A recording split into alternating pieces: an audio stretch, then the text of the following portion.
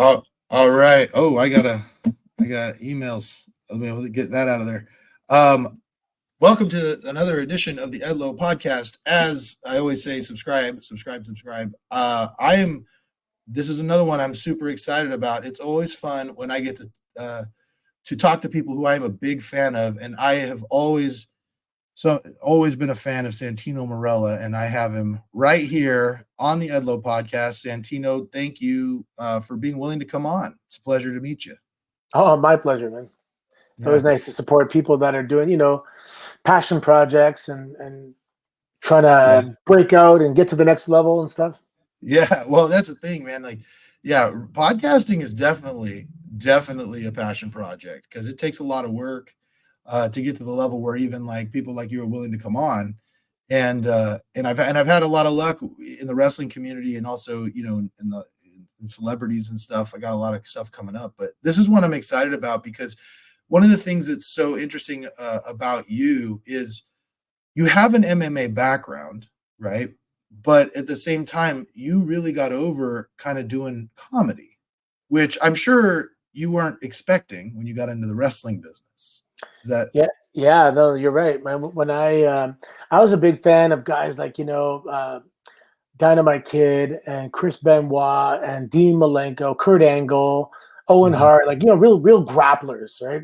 mhm. I did judo my whole life since I was 9 years old. Right through university, and that was my identity, man. I was just a judo athlete, and so it kind of helped the transition into pro wrestling. But yeah, I wasn't. I'm a funny guy naturally, class clown, that kind of thing. Always getting my mouth getting me into trouble. But I didn't think that was going to be the way I wrestled for sure.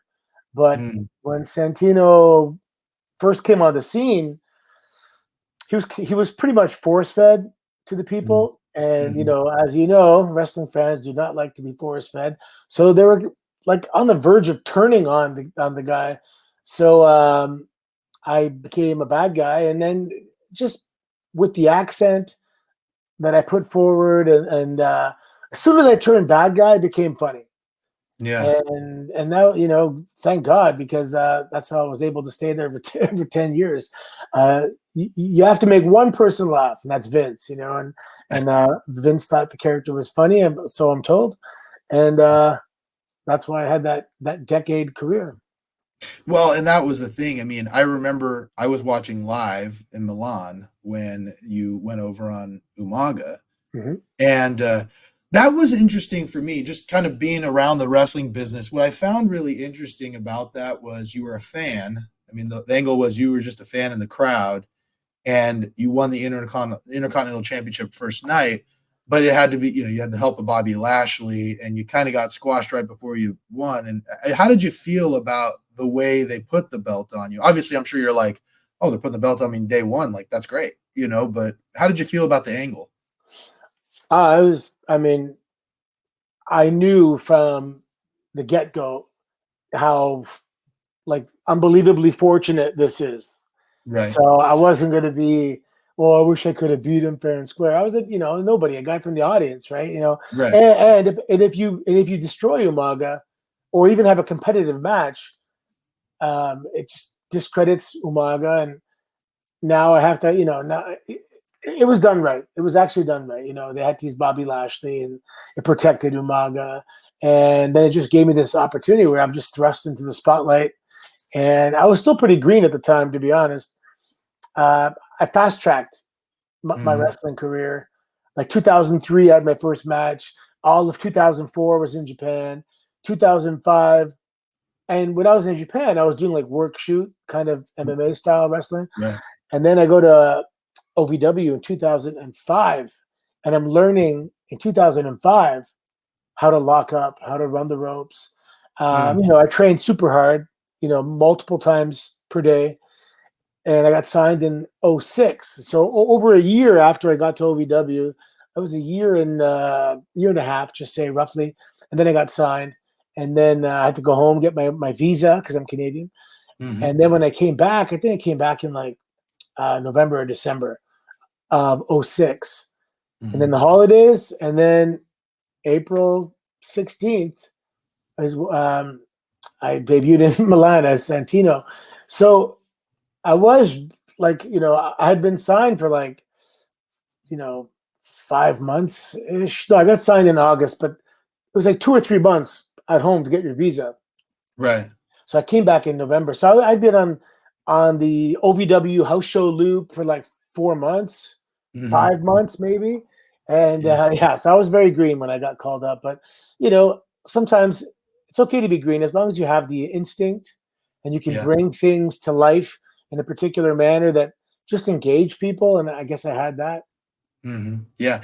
And tell me, were you always kind of performative, or did that kind of just develop as your wrestling career developed? Yeah, no, when I was younger, like in high school and stuff, I would like lead the pep rally and I did Oh, some a little bit of acting work in university. Just I was always drawn to entertainment for sure. Even mm, the school plays as a kid, and mm, at MC, so at some nightclubs sometimes. Just anything to get a microphone in my hands. nice. But and then when you boil that all down, so all this showmanship and judo, and put it together, it's kind of pro wrestling. You got to have. Right. Um, and it's funny. So when I was in university, I was on the national judo team for Canada, Mm, and the head sensei at the time, Sensei Nakamura, he was always like, "You're going to be a comedian when you grow up, and you're going to be a comedian." I'm like, "What? I'm not going to be a comedian." And it's funny because I wasn't a comedian per se, but I was the comedic component of the programming. So Sensei Nakamura, he saw something and he called it. yeah. Well, that's awesome. And so how long did it take you? So, I mean, like I told you off air, I know Johnny Jeter real well, and I know you guys know each other because he was coming up same time, around the same time as you. A And little before me, but which is when I got there, he was the man. yeah, Johnny's a great guy. I mean, like, if we were to put anybody over, uh, Johnny, I mean, he's such a nice guy. I've trained a lot of different places, but training with him at Manticore here, he lives in Cameron Park, which is a little bit outside of Sacramento. And he cares about everybody. He wants everybody to succeed, but he also doesn't put up with garbage. I mean, the way he teaches the way that Dr. Tom and all those guys taught. Just keep it simple. He makes you call it in the ring. That type of stuff. And so it's fun to get. Even though I never worked there, it's fun to see where you guys learned. How did how did the comedy develop for you? Like, did someone say, "Hey, we want to make this a comedy character," or did you suggest, "Hey, I'm going to start calling people by, not by their names, like, with this crazy accent"? How did it come about? Well, when I turned into a bad guy, it became funny. Like the first heel promo I had, I was complaining about the NBA or cheating, or oh yeah, someone cheated. I think I was dating Maria, and someone cheated to beat her. And anyway, and it was funny. And I came back, and everyone was like, "Dude, that was awesome. That was great." And obviously, it sent the right message because the next week I had another promo, and then the Mhm. next week I was doing guest commentary, and I actually separated my shoulder at the time against Umaga on a live event. Mm, So because there was a little bit of momentum taking place at the time. So and mhm, I couldn't wrestle because of my shoulder. So I got the microphone for like every week for like 6 weeks straight. mhm, And I guess some of the comedic timing was natural. So I grew up in a neighborhood, and especially in my high school, mhm, the vast majority, like I don't know, I'm going to say 80% of the students, their parents immigrated. So mm, they were all first generation Canadians. It was a mhm, Catholic school, so Italian, Portuguese, Croatian, mm, Maltese, mm, Polish, and we had just a handful of like black kids and Asian kids. Not a lot, mhm, mostly European kids. So all the parents had these accents, and all mm. the parents would butcher expressions or just say things a little. So I had tons of material to call from. So even my next door neighbor, like Mhm, from my parents' house growing up, my next door neighbor was son of Magan Ivan, and mm. he's a Croatian guy, son of Magan. So that's where I got son of Magan from, and I was always surrounded by all this material, and you Uh, combine it with like 80s sitcom comedy, and yeah. that's really the recipe for Santino. Yeah, man, that's so great. I love, the best gimmicks I found are ones that you draw from real life experience, Yeah. and so and that's what was that just that's awesome. Is there somebody in particular that you liked? Because I mean, there's obviously a lot of like YouTube videos of like Santino breaks, so and so. Santino breaks other wrestlers. Was there somebody who you purposely like you loved to get to break? Um, I guess it would be some of the more stoic guys like Kane or something. Uh-huh. There's even one video where I'm singing and you can see CM Punk holding back a smile. Mhm. And, those are generally serious guys. Mhm. Um, Randy Orton. And yeah, no, Mhm. I like messing with everybody. I try and do it now too. I try and break guys. And Mhm. if I come up with a name for someone, Mhm. I won't tell them what I'm going to call them. I'll do it while we're taping it live to try and get them, or at least get like a natural organic reaction. And it came to the point where we had a meeting, and it wasn't about me, but at the end of the meeting, Vince just added, if you laugh on camera, it's okay.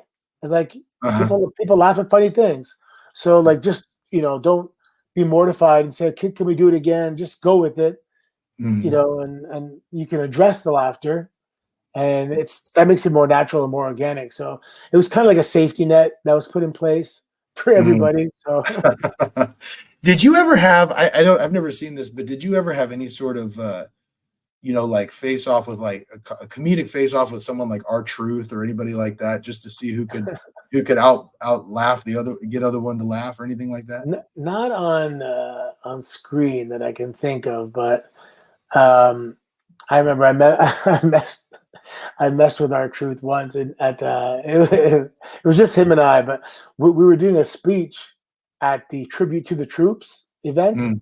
and there was Mhm. like a room of like, I don't know, 1,000 paratroopers getting ready to go jump. And he does this whole speech, you guys are the real heroes, and thank you for everything you do and your sacrifices. And, today's for you. And he gives me the mic, and I look at him and I go, how so? And he looks at me, he takes the mic, and he just elaborates, gives me the mic, and I go, how so? And then he kind of looked, and then he's looking at me like, you mother, just because when someone says how so, it's hard not to respond to it, right? Right. So he did like 3 or 4 promos in a row, and I just kept saying how so, and then people caught on and they were laughing and stuff too. But yeah, Yeah. he's funny in real life. That's the difference. Santino and Anthony are pretty different, but our truth and our truth on TV are pretty close. Yeah. So now what was your original vision of what you wanted your character to be? And how far off is that from Santino?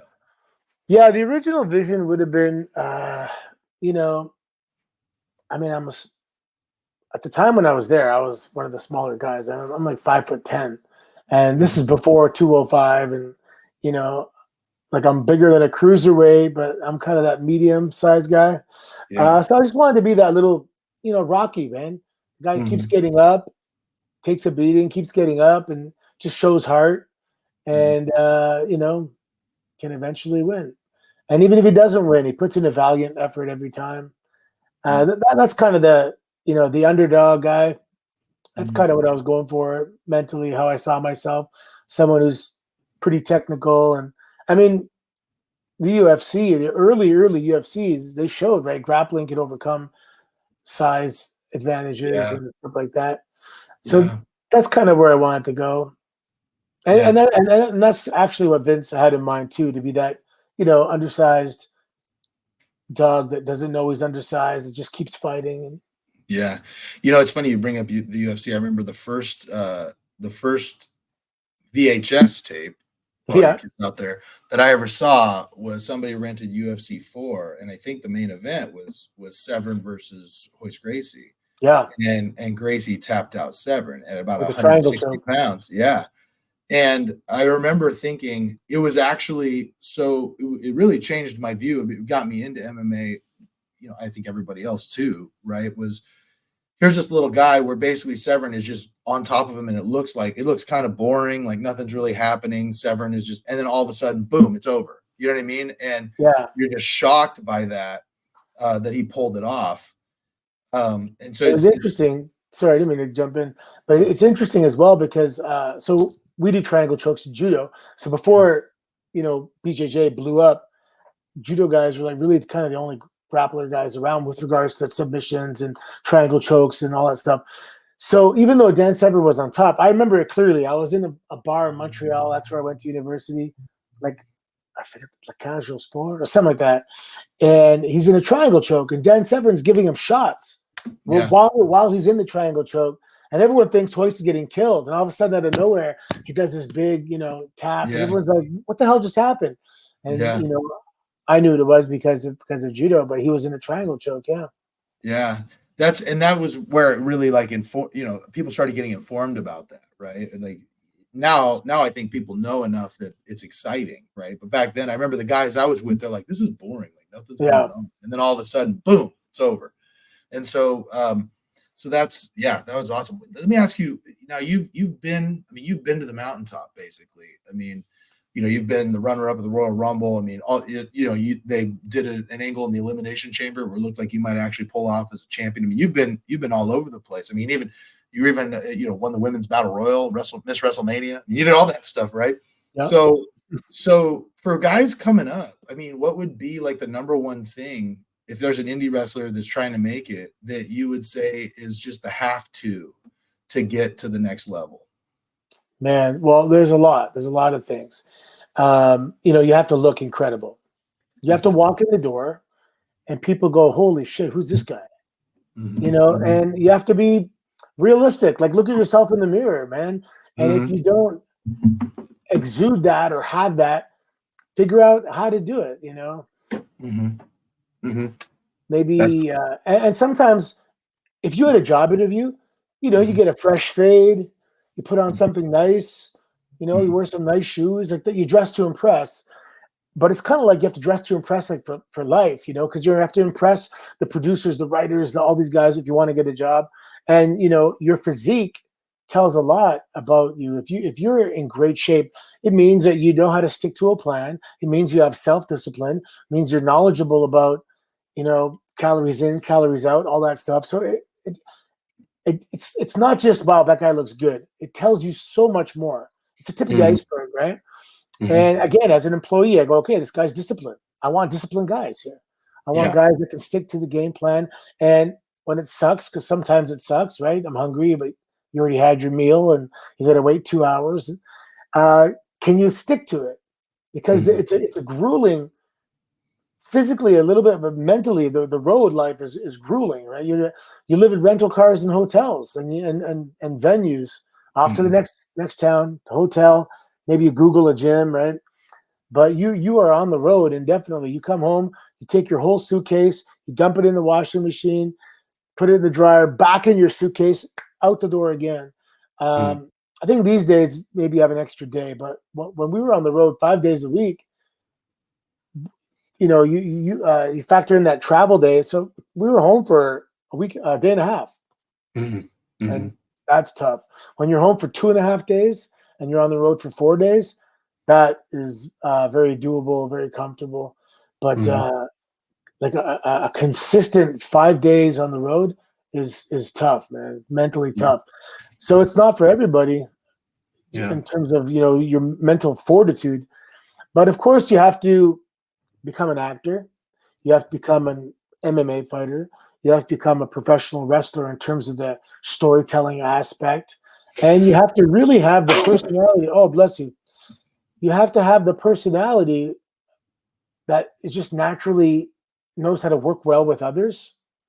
Right? You can't be too fixated on your game plan. This is what I wanted to do. This is what we need to do. You have to listen. You have to give and take. You have to be really good at negotiating. If there's something you want to get in, you got to be willing to give up something or put the guy over and working well with others. It's a skill you learn as like a small child, like in kindergarten and stuff, or how to interact and work well with others. But it's an asset to be able to do that as well. Did you think that I mean, did you ever run across somebody who was particularly hard to deal with for you, or were you generally able to work No, them if you're in the WWE, you wouldn't have got there if you were Mm, hard to deal with. And, mhm, and in most cases, I never had any problems with anybody. The only problem I had, maybe that someone that maybe didn't have the best psychology, mm, and oh, okay, how am I going to make this match adhere towards the storytelling side of things? mm, Um, and there's ways to do it. There's ways to mhm, say, oh, can we just do that here? It might make it better. mhm, Um, but no, I never had a problem where somebody was unwilling or didn't want to do anything. And most of the times, because I was very generous anyway. Like mhm, if it was a live event, Santino's over with the Cobra, like mhm. 99% of the time. So do what you want, man. I'm going over with the Cobra, right? So Right. whatever you want to get in, whatever you want to do, no problem. I'll move out of the way of something and I'll do a comeback and hit you with the Cobra.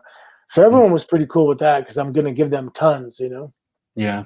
So, a hot topic obviously right now, especially with the Survivor Series coming up in Chicago, CM Punk. Yeah. Did you ever have any interactions with him? And, you know, excuse me, did you ever think, what do you think about the idea of him coming back to WWE? Oh man, I just hope he wrestles wherever it's going to be. If Mhm. he comes to TNA, oh my god, that'd be wicked. Yeah. Yeah. Um, Yeah, that's a rumor. I mean, I've heard that the yeah, potentially he's been courted back I've up. heard that too. I don't know. I have to talk to Scott if it's real. He said they haven't. He said they haven't really been talking about it yet. Mm, But they were seen somewhere, having a bite to eat or something like that. But he'd be an incredible asset, because TNA obviously is trying to get back to the former yeah. glory days of that next level. Because Yeah. the when TNA was on Spike, the numbers they got are like current SmackDown numbers. Yeah. So TNA was huge. Yeah. And obviously there's a new change of guard and they're starting from scratch and they had to clean house and reformulate the game plan and start building it piece by piece. And like, it's amazing there. Everyone just happy. Everyone works hard. It's a young group. They love being the underdog and they want to break through. They want to be a part of it when it breaks through. Yeah. You know what I mean? You want to get in that company when the stocks are cheap because if it blows up, you're going to be rich. Yeah. Well, that So sounds a lot like the way it was back when Impact really, TNA started getting big. I mean, you had AJ Styles and Samoa Joe and all these guys. So I have my own ring and I did some work with TNA back, I think it was like 2009, 2010. It was when Bobby Roode had just went heel on James Storm and became the champion. And I mean, literally, like it was the next day after he turned on him and won the belt. And we did a show in San Francisco and Sacramento.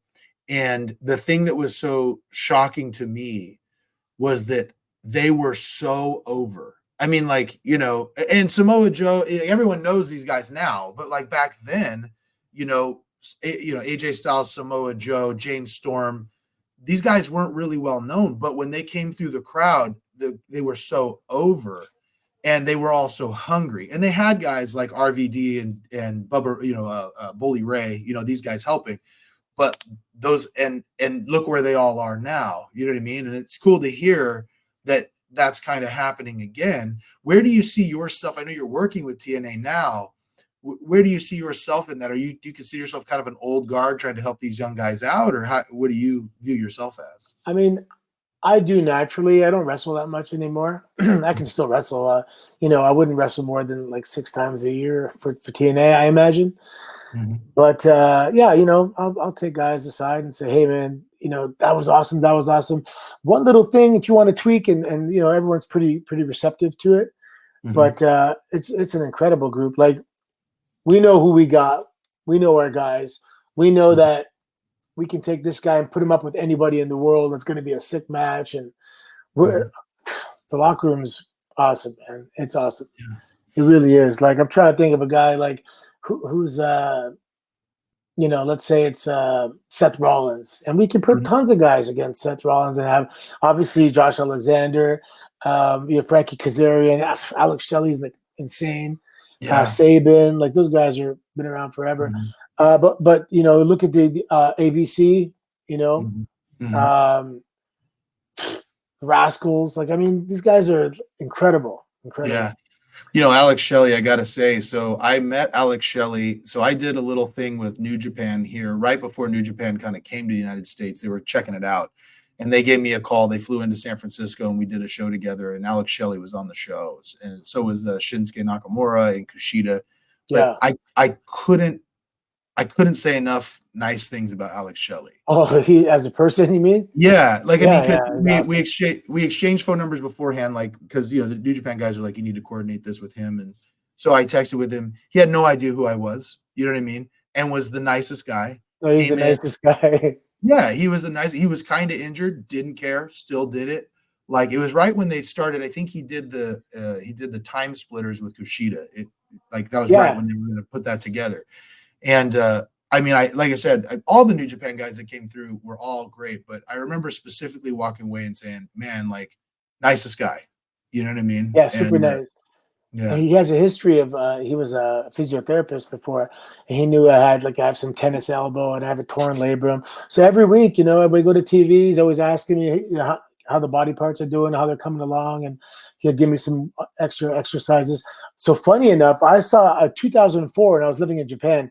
A buddy of mine, George Kiriakou, he was wrestling for 01 as mm, Jason Legend with the mask and the chainsaw and everything. mhm, And he pointed out Alex Shelley. And Alex Shelley, I didn't realize how young he was at the time. Because right now, oh man, hold on. He's like 10 years younger than me. mhm, So he was like 20, give or take, like maybe 18, maybe 22. mm, But my buddy was saying that guy is like next level. He's teaching all the Japanese guys how to chain wrestle. He's so smooth and so good.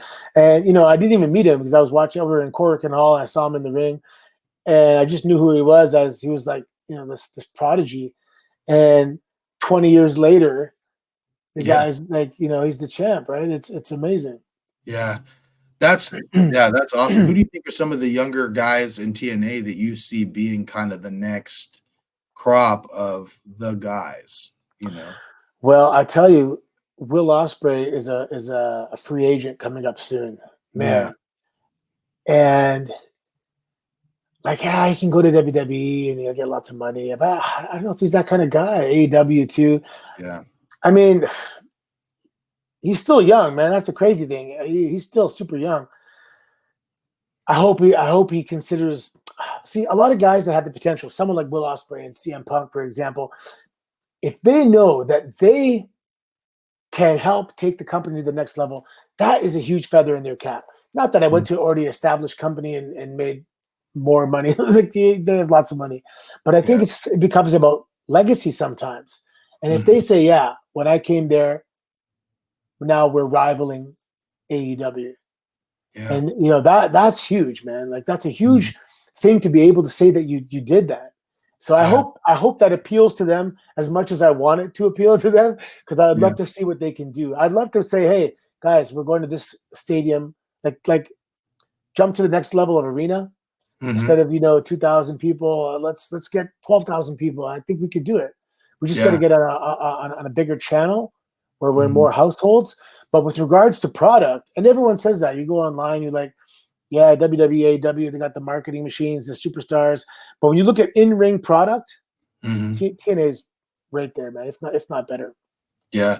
It's interesting when you talk about that. There's a guy I know from around here. Timothy Thatcher. You Yeah, know, but yeah, yeah, he's a battle arts guy, man. yeah. So, He always has so the battle arts hat.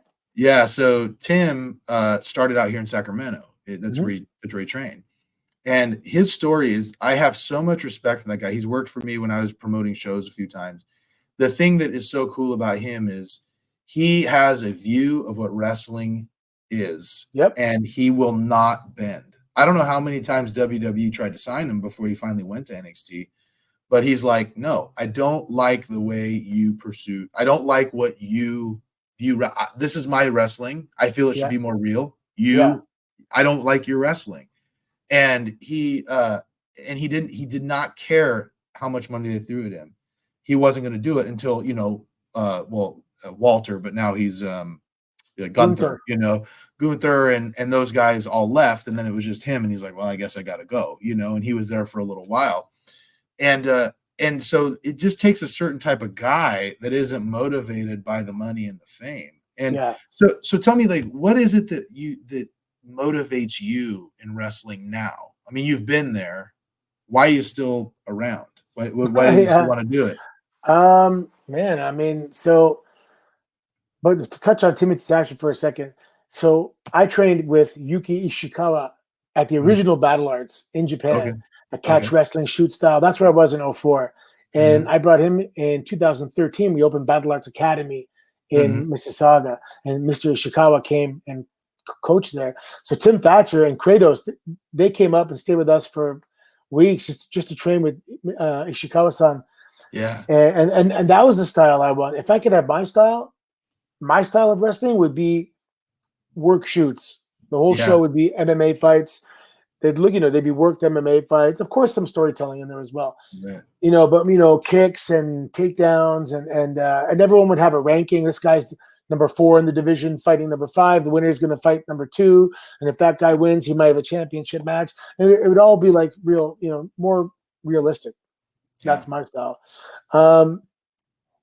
I don't know. Well, right now my daughter is in NXT, Hmm. so I'd like to be around and do something with her one day. Just share the ring with my daughter. Right. I Right. believe she's going to be a megastar in a couple of years. Um, that's one motivation. My other motivation, my daughter's 28, and Hmm. I have also a 5-year-old boy and a 2-year-old girl. Oh, wow. And yeah, and I wrestled, kind of want my son to get old enough to remember a match. Yeah. So I keep myself in shape and I train, and I want to have a special moment in front of my son, whether it's winning a title, winning a big match, just something that he's going to sit there and go, "Wow, that's my dad," Yeah. and and just create that core memory for him.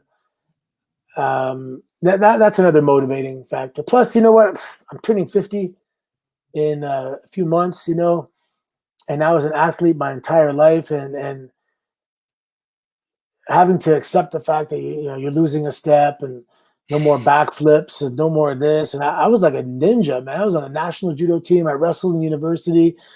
Um, I was a good athlete, Hmm. and you want to just hold on to that, right? You want to sustain that. So you got to be smart with your training, lots of stretching, cardio, diet, and hopefully you can preserve it's quality of life, right? You want to Yeah. preserve that ability as long as you can. And I think And next year I'm going to try and make some history next year, and I'm going to go compete at a world championships in jiu-jitsu for my age bracket and stuff. oh man, that'd be awesome. That'd be so Yeah, great. I I think I that'd be feel fun. I can identify with everything you're saying because same thing. I mean, I played basketball. I did wrestling. I did all these different things. And now, I'm 42 and I still go to the gym 6 days a week and I'm still doing Yeah, my cardio every day, stretching out, doing that stuff. But man, it's so different. I mean, when you're back in your 20s, you can pretty much eat whatever you want. It's not going to affect, now it's like if I eat Whoppers. Jack in the Box, I'm down for 2 days. You know what I mean? It's Yeah, just yeah. I used to eat it, Whoppers, and every time I always thought that Whoppers would add like 5 pounds to my bench press. Like I used to play games in my head, and I was strong too, man. I was a 405 bencher and a 500-pound deadlift, 450 squatter. I mean, back naturally then. for a Yeah, naturally 190-pound kind of guy. Um, that's and impressive. now I'm like, if I can do a push up pain free, it's a Yeah. good day, Yeah, I know, man. As you get older, that Smith machine seems real And nice, you Arnold know? Schwarzenegger, yeah, the Smith machine. Yeah. Schwarzenegger just talked about it too, man. He was like, getting old and looking in the mirror and seeing your body look like shit sucks. And he Yeah, goes, most people they look like shit their whole lives anyway, so it's not much of a right. degrade. Yeah. But when he was revered for having one of the greatest physiques of all time, so even for that guy to look in the mirror and see shit, it's kind of yeah. Yeah. What I loved about that documentary he did, my favorite thing about it was him saying, there was never a day where I felt like I liked what my body looked like. And I just was Wow, like so shocked by that. You know what I mean? Like he was just never satisfied. And that's probably what got him to where he was. that's interesting because you can look at it and say, okay, I look good, but the outer calf can grow, or okay, Yeah. the hamstring's a little flat, but you can hopefully he liked his physique at some point. Yeah, well, I think that's 1974. probably what he really meant, right? Was like, I was never satisfied with what I looked like, you know. I mean, that's interesting. You know, and I identified another thing you said, you know, that's part of the reason why, you know, after 20 years of not really wrestling, and just focusing on my law career and all this stuff, my kids got old enough where I was telling them all the stories, but like, you know, they never saw it. And so I just actually Jeter's show that I did just a few weeks ago, my two youngest kids were in the crowd, Oh, no way. and so it was just kind of cool because they were like, you know, because I'm a How old heel are and they? stuff. So they are 12 and 10, Oh, and okay. I have them They'll 7, remember. yeah, 17, almost 15, 12 and 10, and they were there. Four kids? I do. I have 4. Oh, Yeah, good for you, man. That's awesome. yeah. That they are. This is my favorite time of life, quite frankly, just Yep. because they're all so cool. You know what I mean? They're just the Yep. coolest kids on the planet. But it was funny because I'm playing a heel. You can't see it on the video. I'm 6'7", 285, right? And You're so 6'7"? I am. Yeah, yeah. Jesus Christ. If I was Right. 6'7", I could have been a contender. Right. So you know, obviously they, you know, big man, little man. You know, I worked with a smaller guy. We did just like the whole work a body slam. You know what I mean? Type Yeah, of thing yeah. for this guy. That's all you And need. yeah, and so did the match, and at intermission, my kids come up to me and they're like, my daughter said, she goes, "It's just so funny because that's not who you are." You know what I mean? Like, Yeah, you know, and so it was fun, but yeah. So now with the kids, tell me, you know, it's probably different for your daughter than it is for your two younger kids. Did that weigh on you while you were, you know, while you were out, you know, 5 days a week flying around yeah, everywhere? Was that a struggle for you? yeah, very much so. I usually Mhm. start crying in 2 seconds if I talk about it, but no, it was hard, man. I had to sit her down. She was 8 years old, and I had to say, I got to go on this mission, man. So Mhm. my daughter was identified like a superstar Mhm. really young. Everyone's like, this kid is destined to be something. We never heard anybody like this, and the outgoing personality and the it factor was already, identified. Mhm. And I had to sit her down and say, I got to go somewhere for like a year. Like, I'm sorry, but I said, I got to get somewhere so I Mhm. can bring you there because you're the star. Mhm. And I said, I can't, I don't know how to get to Hollywood. And we're Canadian. I don't know. I said, but I'm good at this wrestling thing. And I think I can make it somewhere where I can kind of pull you up. And we call it the 18-year plan because she got signed at 26. Mhm. And yeah, I traveled the world, and she came with me. She came to Japan for like a month, and she come Mhm. to Louisville for a month here and a month there, and Yeah. she came on the road with me several times, and she's been to WrestleMania and SummerSlam, and in the women's locker room when she was 13. I gotta find that picture. They dressed her up. And she kind of looks like she does now, but back then they put dresses Yeah. and hair and everything. Um, and yeah, we're just standard family up here in Canada. My dad was in construction. My mom worked at the bank, and we had to kind of break, forward. My generation was very forwarding for the family, so to speak, and kind of reached a different, level. And now we got to build upon that. I think she's going to be an excellent ambassador to the WWE and also our family as well. But I had to do lay the foundation for her to be able to do this. And it was hard, man. And anyone that was on the road with me at that time, you know, we always just talked about kids and just always talked about family and always, looking at each other's phones and doing this and look how big they are now. Yeah. And they had FaceTime. So when I got signed, let me think here, it would have been '06. So she was 11 when I got signed. Mhm. Mm. And yeah, and then she was kind of in university when my career ended. So um, at least she wasn't a child, like a small child. Right. Like, and that's one of the things. I really don't want to be away from home as much as possible. Mhm. Earlier, you mentioned if I took bookings, and I Yeah. said a couple, a little bit. Yeah. If it's someone's willing to pay me a price that would be stupid if I didn't go. Yeah. But No, I don't want to miss a second, man, because I know how fast it goes, and it's Yeah. even though I'm conscious of it, even though I'm absorbing and soaking in every moment, it's still going fast. Like, how did my Yeah. son just turn 5? Like, what?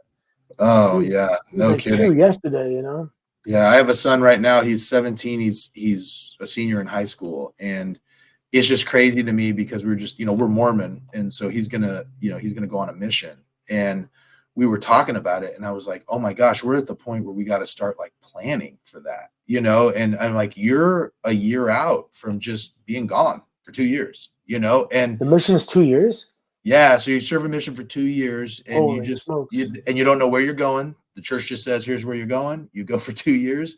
You go and preach the gospel for 2 years, and then you come back. And Wow. I did it. That's actually what happened to me. I was training when I was 18. I had a plan to go to the Wild Samoan Training Center in Pennsylvania. Yeah. And then there was a girl that I was into who was also Mormon, and she's like, "I'm not going to marry anyone unless they go on a mission." I'm like, "All right, I'll take 2 years off. I'll go do a mission. I'll come back." And then I didn't marry her. And and so, but like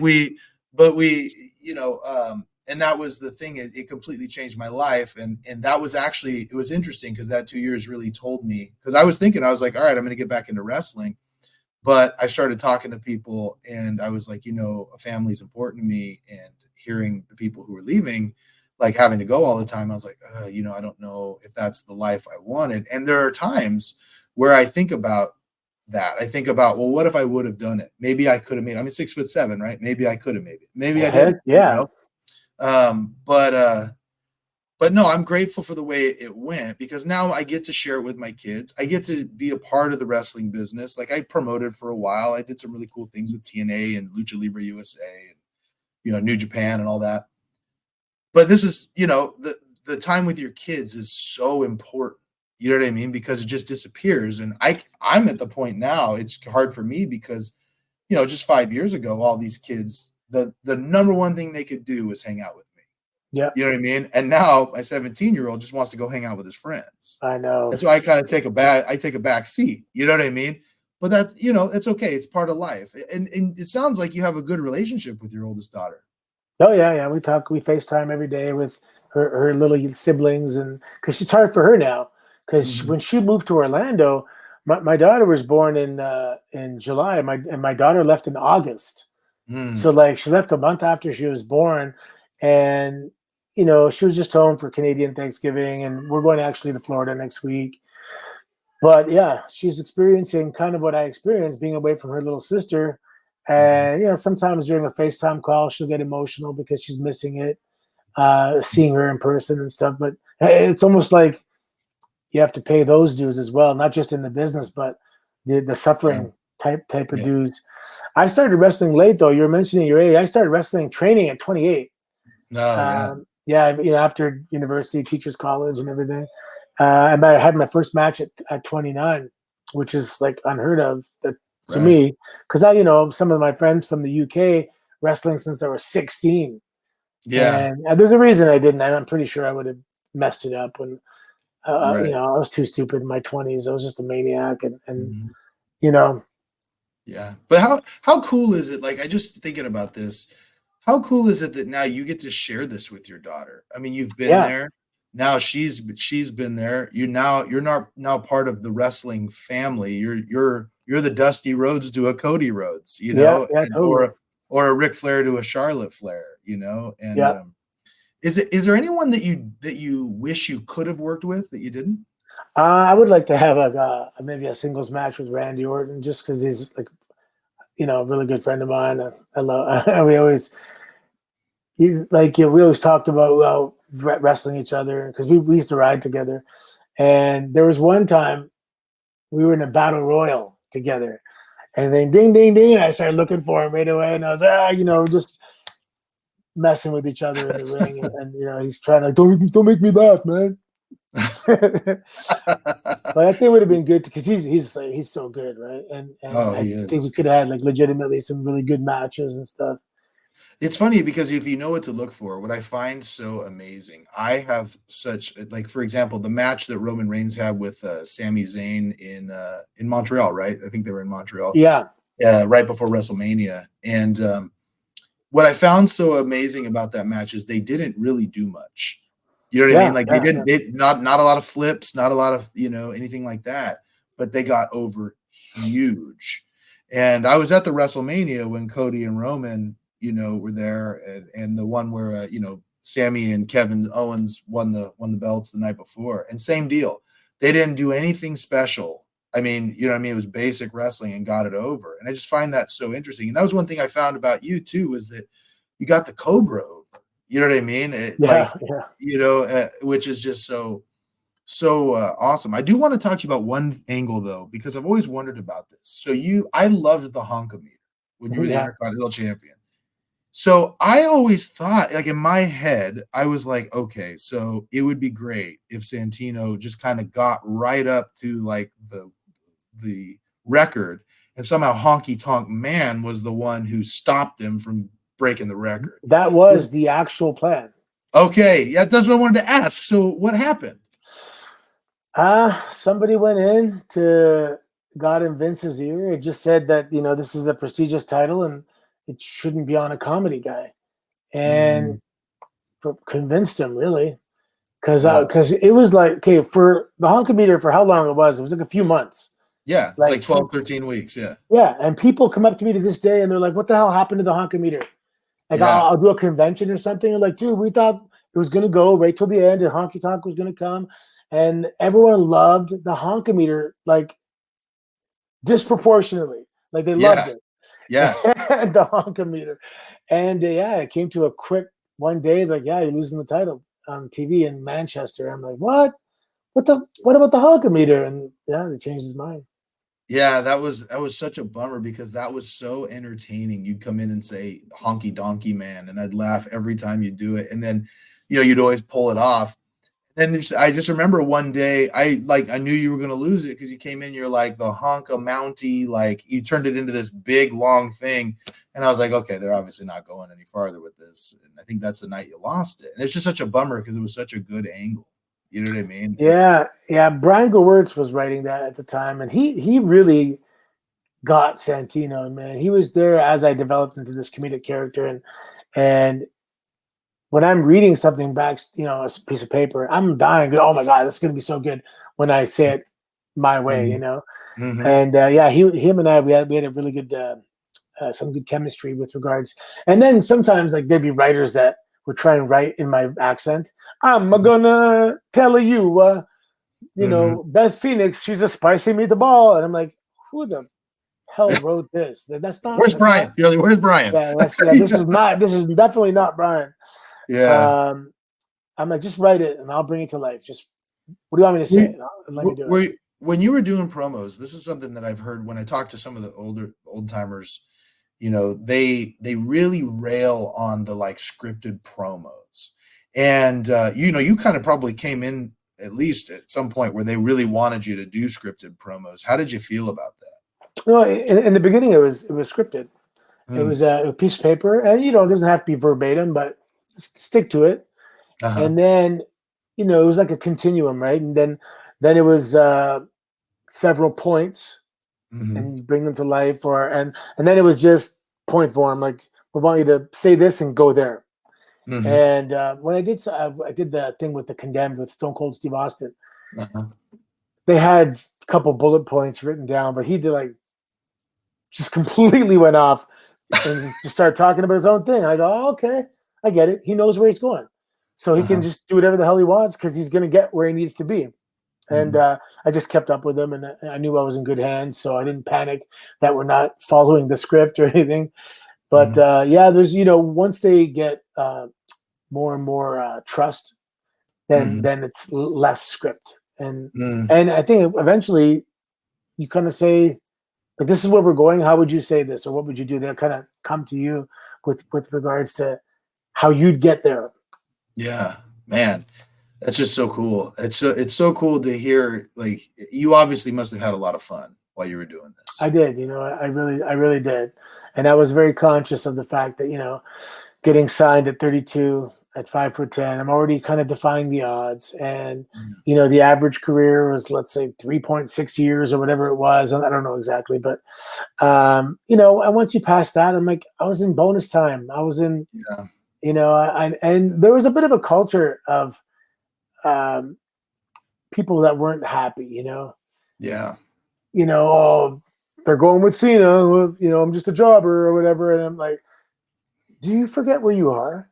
Like, Yeah. you are a professional wrestler for a living and getting Yeah. paid handsomely and Mhm. traveling the world, like, Yeah. and getting to be in front of thousands of people and kind of absorbing all that cheering energy. It's people would pay to do that.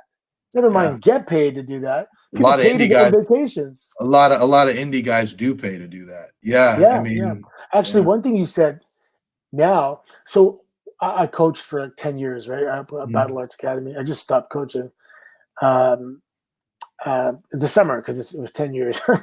Yeah. But when people come to me and they go, I want to be, some people say I want to wrestle in the indies. Mhm. Totally doable. Some people Mhm. say, no, I want to, get to WWE or I'll consider myself a failure, that type thing. They're going to have a rough time. But people that have 9 to 5 jobs, Mhm. whether they're single or married, and they go, you know what? I got my job. Life is good. I just love wrestling and I want to go have fun on the weekends. Mhm. Those guys have some of the best experiences in the business Mhm. because they're not starving. They're Mhm. not disappointed because they're not going to make it to, Monday Night Raw. Mhm. And they do, and they get to go and they get to wrestle in front of people, make people laugh, make people cheer. And it's a great way to enjoy the wrestling business is someone that Yeah. has a job and just does this because they love it. Yeah, it's definitely different for me now than it was when I was 18, just because it's like, hey, any booking I get, I'm grateful for, I just figure I'm like, hey, if I ever got to do like an extra work somewhere, I would think that was awesome, but I don't need it. You know what I mean? Like that kind of thing. Yeah, It's really kind of a different experience. It's a lot of fun. I really enjoy what I'm doing now. I have a few questions that I ask everybody, just kind of life questions, and I want to throw these out at you. sure. First question is, what would you consider to be your biggest success in life? Oh man, my biggest success in life,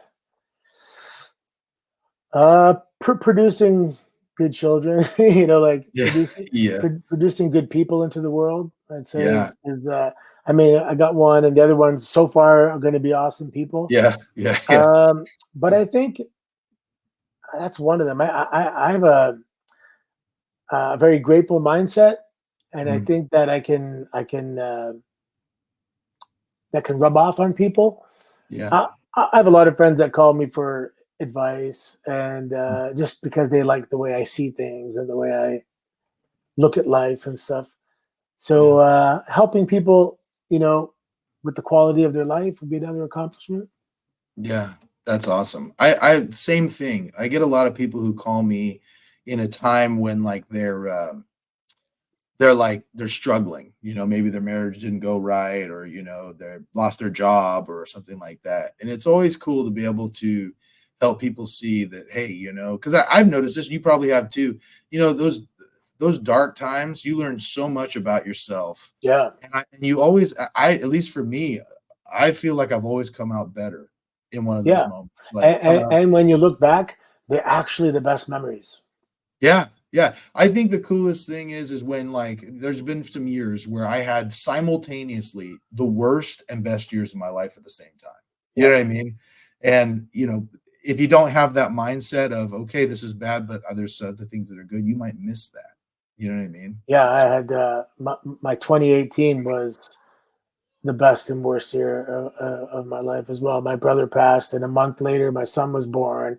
And then, but earlier in the year, we heard our son's heartbeat, and I had to take my dog to the vet to get put down that day. And it was just like this crazy, you yeah, know, uh, pressing the gas and the brakes at the same time. And yeah. yeah, definitely crazy time, 2018. But real quick, what is it about you? What is it that got you through that? Like, what was it that got you into those successes at the same time? Oh man,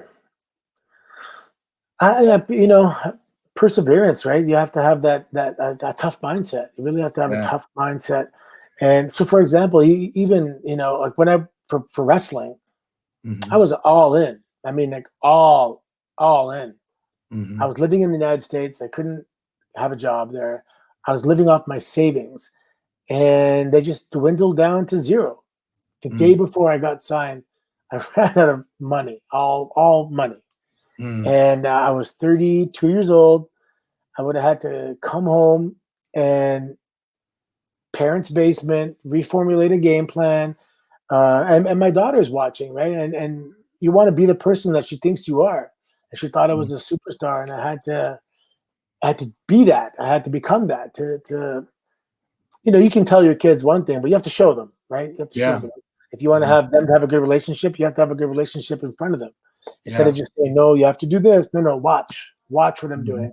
Mhm. Mhm. And I wanted my daughter to see that I was relentless in pursuing my dreams. I strategically came up with a game plan, and on paper, and then Mhm. had the discipline to carry it out. Mhm. And then now she's doing the same thing, man. She had a plan. She stuck to the game plan. She had success, and she's grinding. And she's in a different environment. The PC is a little different than Yeah. OVW Yeah, definitely. because there's Yeah. so many people there. There's like a Yeah. hundred people, Mm. and you don't know who they're talking about during production meetings, who they're going with, what are their actual thoughts on you. So it's a lot of your mind can get the better of you if you let it, right? Yeah, You have I'm to sure. control your thoughts. Yeah. But the thing is even if you hadn't, like, let's say you didn't make it, right? I think that you still shown your daughter something really invaluable that you are willing to, even if you failed, you gave it a shot. Because how many people are fear of failure don't even try, you Yeah, oh know? yeah, So exactly. you have a hard out in an hour, so I wanted to just I'll ask you the last question, and that is, one day, hopefully years and years away, you're going to pass away. There'll be a funeral, and someone will give your eulogy. What is the one thing you hope somebody would say about you in your eulogy? Oh man, that I was always smiling. Yeah. That it was very hard to. I was a passionate person that was packed with emotions all over the spectrum. Right, I can lose my shit. I can be determined. I can be protective. But most of the time, my smile muscles are very strong. I'm always smiling, and I'm just enjoying this trip, man. This life. It's I know it's that, and especially because my brother passing away. Like I just it's funny. All the adventures I've been on in the world, literally traveling the world and putting on shows and having the greatest time ever. The greatest times in my life are right now. So it's just like I was blessed from day one, Yeah. just being born to my parents. Yeah. My parents are still together. Like Yeah. being born in 1974 in like when I was born, where I was born, to whom I was born to. I don't know if that's the right way, whom, but I mean, I was super lucky, man. Yeah. Sometimes, me, I've done very well for myself as an attorney, and I've been able to do really cool things at a certain level in wrestling. And, this podcast is going really well. And sometimes, I mean, I'm sure you can, I just pinch myself because I'm like, I'm blessed way above my measure. Like, I don't deserve necessarily everything that's happened to me, Yeah, but I'm grateful it did. And, what you said, I think the most important thing, a great reflection on you is your kids and the fact that you were able to grow great people. And my kids are my favorite people in life. And it sounds like based on this, that they're your favorite people too. And I think that's really awesome. So I got to tell you, this has been an absolute treat to be able to sit here and talk with you and just shoot the ball with one of my favorites and learn from you. Anyone who's listened to this, really appreciate it. Subscribe. We got a bunch of other stuff coming up, exciting things. And Santino, really appreciate your time coming in. Is there anything that you want to tell anybody to kind of wrap up, any words of wisdom from the wonderful Santino Marella? Oh man, words of wisdom. I don't know. Just be kind to one another, and the easy way is not the best way. Oh, I that's think so true. I think sometimes we have to take a step back, and I think we killed ourselves a little bit by the quest for convenience. It Mhm. was it's not what we need, man. So do things sometimes the old-fashioned way. Get outdoors. Do all that, fresh air, and go for walks and grounding and exercise and eat healthy, and really make food a priority in your life, like, quality food. And if you have to meditate, meditate. But your mood isn't really important. Mood is Yeah, life, right? If you're in a bad mood yeah, all the time, you have a bad life. I don't care how much money you have in the bank. If you're in a bad mood all the time, you have a bad life. yeah, If you're in a good mood all the time, you have a good life. yeah, So really focus on the things that help you uh, stay in a good mood. yeah, absolutely. Appreciate your time, Santino. Let's do this again sometime. Loved Anytime, yeah. Thank you, man. I like talking with. Seem like we're like-minded people. it. Yeah, definitely. All right, we'll talk to you guys later.